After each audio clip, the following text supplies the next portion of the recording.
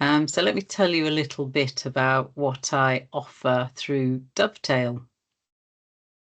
From a respiratory point of view, I am the asthma lead for the Association of Respiratory Nurses.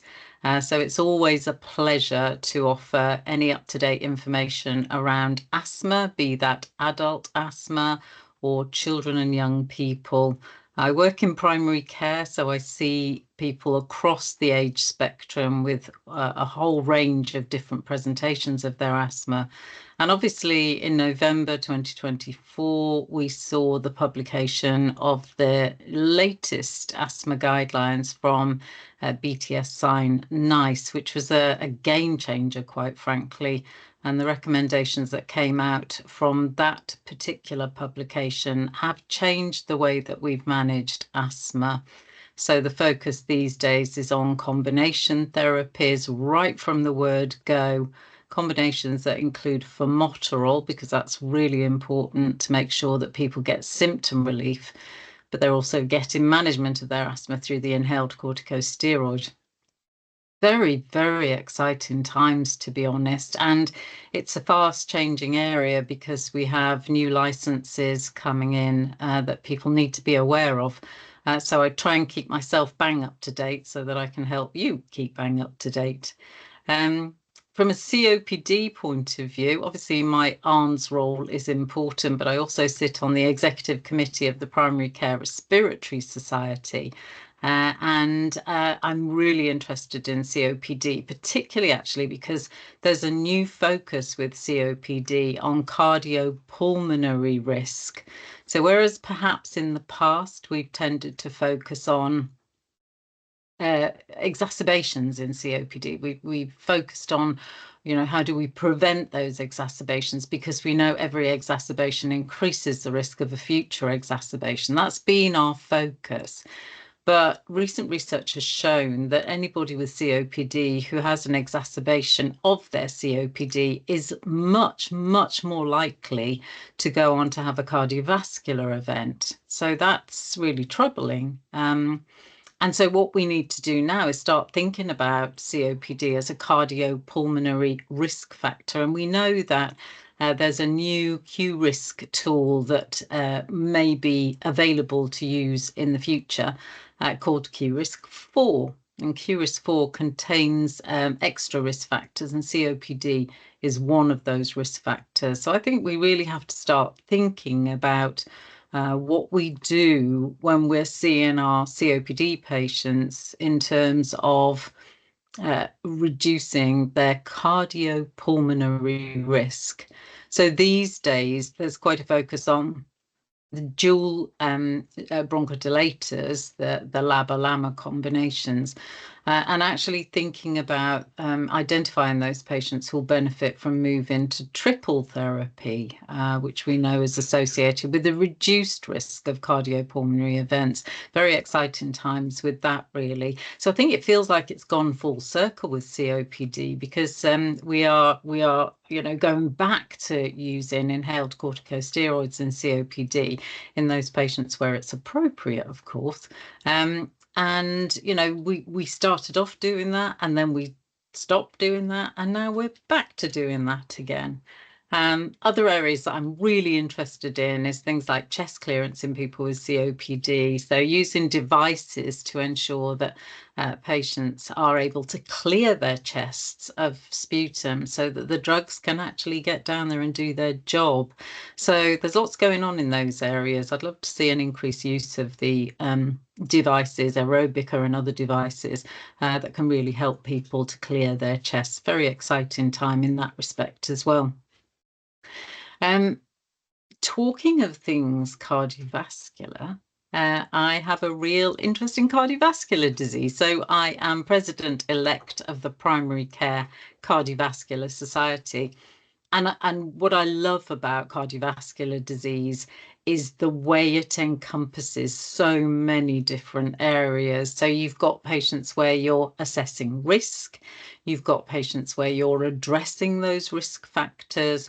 You've got, I shouldn't say patients, I should say people. You've got people who've had a previous cardiovascular event. So we're looking at secondary prevention.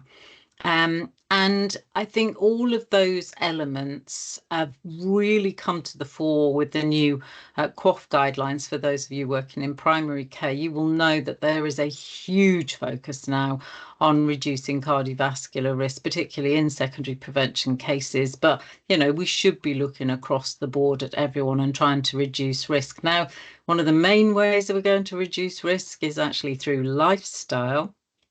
Really important to remember that, and there are some really interesting developments in that respect. I think we've stopped saying the same old that we've said for decades about the old eat less, move more thing. Not to say that that isn't necessarily inappropriate to say, but I would say eat right and move more would probably be the thing.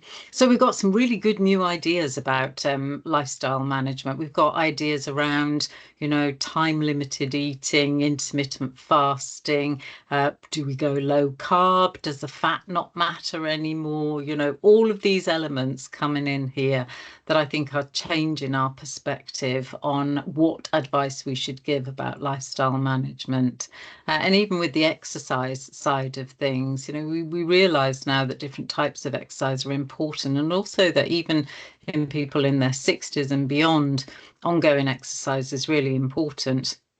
So I think, you know, when we combine the dietary approach with the physical activity, then we can help people reduce their risk of a cardiovascular event, whether they're primary or secondary prevention.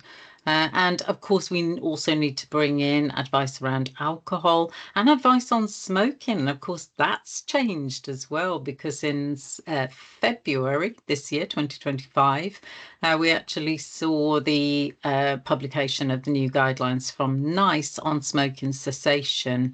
And they highlighted a new therapy that's available for smoking cessation. I've been using it in practice with my patients, and they're doing really, really well on it. That's cytosine. They also highlighted varenicline and dual nicotine replacement therapy. The debate around vaping and electronic cigarettes continues. But, you know, I think it's important for any of us who are working in long-term conditions or anything else in healthcare, quite frankly, that we know about smoking cessation, that we know what's available, because a lot of patients will tell you, I'm going to apologise for constantly saying patients, drives me up the wall, so I don't know why I keep doing it, but people who want to quit smoking, you know, they may come to you and they may ask you for advice about what's available, and they may tell you that they've tried everything, but it's highly likely that they haven't tried everything, because cytosine is a new therapy. Varenicline's been off the table for quite a while, is back available again. So we really need to be clued up as to what's available, so we can support people to make the right choices for them, of course. And then we've got obviously the risk factors for cardiovascular disease that need pharmacological interventions as well as lifestyle interventions. So hypertension is something that I love to talk about. So hypertension management, the difference between the UK and Europe. Goodness me, it's very exciting, because Europe, as usual, goes in harder than the UK. You might want to debate why that might be, but Europe goes in harder with tighter targets for hypertension management, for different cutoffs in terms of what they consider to be a normal blood pressure versus a raised blood pressure that isn't yet hypertension, and then when you get into actual hypertension. And Europe again goes in hard, not just with the targets, but also with the medication. So they go in with 2 drugs to start off with. Well, we know that most people with hypertension will need 2, if not 3 drugs to get them to target, and that's our lazy UK targets. So why don't we just go in with 2 drugs at the start? Very interesting. So these debates are really worth considering, because what you're really thinking about, quite frankly, is the difference between the evidence base for getting blood pressure down. And you can look at the KDIGO guidelines as well, the kidney guidelines, which also have tighter targets than we have in the UK. So you look at the evidence base versus what often drives us in the UK, which is, of course, money. So NICE is charged with thinking about the economics of what we do. could it be that that's what makes us a little bit more behind the curve when it comes to trying to target blood pressure? I don't know. You decide. So that's our hypertension. We are also linking that into chronic kidney disease, because there's a huge issue around chronic kidney disease, underdiagnosis, people not being aware. Blood pressure obviously plays a big part in the management of chronic kidney disease, but also we need to be looking at other elements as well, such as lipid management, the use of SGLT2 inhibitors, the use of MRA, so things like spironolactone, eplerenone, do they play a part? Actually, that's probably more your heart failure, but a lot of your patients will have heart failure and chronic kidney disease. So we have to think about where these things all join up together. So your chronic kidney disease patient, it's going to be, let's get the blood pressure down, let's treat them, hypertension or not, with ACE inhibitors or angiotensin receptor blockers. Let's get the SGLT2 inhibitors in there. Let's make sure that we're doing everything that we can. Actually, the MRA that you use in CKD is slightly different from what you would use in heart failure. CKD in people with diabetes, we'd use finerenone, which has got a lot of information coming out about its use in heart failure. You see how these things overlap? Fascinating. Of course, SGLT2s for both of those conditions as well. So this, I used to call it knitting with nice, where we get all of these different conditions and they're all overlapping and they're all interlinking. It's fascinating. Sometimes people say to me, how come you do all of these different conditions? How come you've got an interest in all of these different conditions? Well, actually, it's because they all interlink. It's because, to my mind, you can't be dealing with COPD without thinking about cardiovascular disease. You can't be doing heart failure without thinking about their kidneys. And that's a really good example of, pharmacologically in heart failure, we're looking at using spironolactone and eplerenone. In diabetic kidney disease, it would be finerenone. They're all MRAs. You need to know your stuff. And then, joining some of the courses, some of the sessions that we put on with Dovetail will be the way that, as I always say, you find out what you don't already know, because you don't know what you know until you know it. And you don't know what you don't know until you know it either. So sometimes it's really worth thinking about joining a session that isn't perhaps your special area of interest, because chances are there's an overlap somewhere.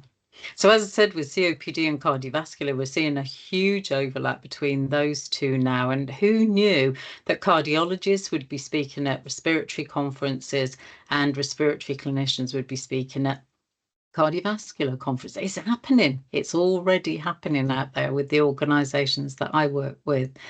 So sometimes, dip your toe into the water of something a little bit different. So lipids, one of my favorite topics. I love lipids. They are really coming front and center at the moment, partly because we've got a lot of new medications on the horizon, not necessarily available now, but coming our way. And that's really driving our thoughts around how we measure lipids. So if you look at our lipid profile, you've got total cholesterol, you've got HDL cholesterol, you've got LDL cholesterol, and then you've got your triglycerides. And increasingly at the moment, we're hearing more about lipoprotein little a, coming to a laboratory near you soon. It might already be available. So when I first started learning about lipoprotein little a, one of the things I needed to do was find out, did my lab actually provide this test? And I was delighted to find out that they do. Not always the case. But lipoprotein little a is something that is established, if you like, in babyhood, very early in life, and it stays pretty much constant throughout your life. But the higher your lipoprotein little a, the higher your risk of cardiovascular disease. So we have treatments coming available soon for lipoprotein little a. And that's why we might want to start measuring them. But even before those treatments are available, if you measure lipoprotein little a and it's raised, you know that that individual, irrespective of the rest of their lipid profile, that individual is high risk for cardiovascular disease. So that means that we really need to think about reducing other cardiovascular risk factors before these other treatments are available. So obviously one of the key things that we should be doing, anyone who's heard any of my sessions will know I'm passionate about statins. I believe that they really are something that most people should consider being on. So when we look at our lipid profile, we have to remember that the numbers are important, obviously, because we want to get those numbers down. But actually what we're looking at is risk. So when we're thinking about cardiovascular risk, we'll do a cardiovascular risk assessment using Q-risk. And then if the risk is 10% or more, then statins are indicated. Going back to CKD, I mentioned statins there routinely because anyone with CKD should be on a statin, irrespective of their numbers. They need to be on a statin because their cardiovascular risk is so high. You see again how they all link up. These are not separate subjects. They are all beautifully linked together. But what we're hearing about more as well is in secondary prevention, LDL levels we need to know, because we can bring in inclisiran, for example, based on an LDL level. We can bring in Vazkepa in anybody who's had a previous event whose triglycerides are raised. So we need to know all of these numbers because they're indications for treating. And I think this is really important that we think about what we're measuring and why we're measuring them. I mentioned metabolic liver disease. That is a cardiovascular risk factor. So many people with metabolic liver disease will need a statin and other approaches to reduce their cardiovascular risk. Again, new treatments coming our way in the future. Watch this space. And I'll probably finish off on a little bit around diabetes. Oh, I love diabetes. I love diabetes because diabetes is a cardiovascular disease. And I've already said I love cardiovascular disease because there's so many elements to managing it. So diabetes, every session I do with diabetes, I try to simplify it. So I try and get across the key messages about consider the kidneys, consider cardiovascular risk, think about the sugar levels, sure, but actually blood pressure and lipids are desperately important too if we're going to reduce future risk. And we also need to think about the plethora of drugs that are available to us. Maybe slightly get our blinkers on and focus on the ones that we know have the greatest benefits. So at the moment, they are the SGLT2 inhibitors and the GLP-1s, or the GLP-1 GIP combinations. These are the drugs that are changing the lives of people with diabetes by not just supporting glycemic control, but actually helping with blood pressure, helping with cardiorenal protection. So important in people with diabetes. And also helping with weight loss. And we know that we are about to implement the NICE guidelines nationally for weight management. Really important that we think about that. Very, very exciting times in diabetes.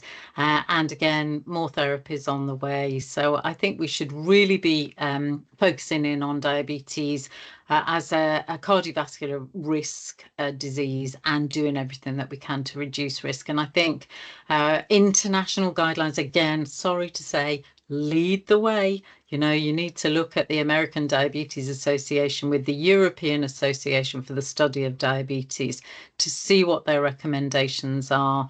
At the moment, I have to say, we are waiting for the new guidance from NICE on diabetes. It's been delayed, and it's interesting to consider why that might be. So by the time you see this, maybe it will be out. But honestly, I go to the ADA EASD guidance for my recommendations, the same as I go to the European Society of Cardiology for anything around cardiovascular disease and so on. I could go on. I could talk about atrial fibrillation. I could talk about medical legal stuff, particular interest of mine since I did my MA in medical ethics and law. It's a really interesting area because I think we're challenged at the moment with people who have a focus on the cost of medications and will try and pressurize us into not prescribing drugs that cost a little bit more. I've heard horror stories about some areas of the country where they're being encouraged to prescribe sulfonylureas again in diabetes, and also, some real restrictions on prescribing drugs like inclisiran. And, I think from a medical legal point of view, we have to think about what is ethically right, what is medical legally right, and do the right thing by our patients. So that's something else that I cover. Anyway, I'm going to leave it there because hopefully what you'll want to do now is go off and explore Dovetail's courses, see what's available, sign up for them. And maybe I'll see you there in one of my sessions in the future. I very much hope so. But it's been lovely having this opportunity to talk to you. And I hope that's given you a little bit of insight into what's going on in the world of long-term conditions. My name is Beverly Bostock, and I look forward to speaking to you soon.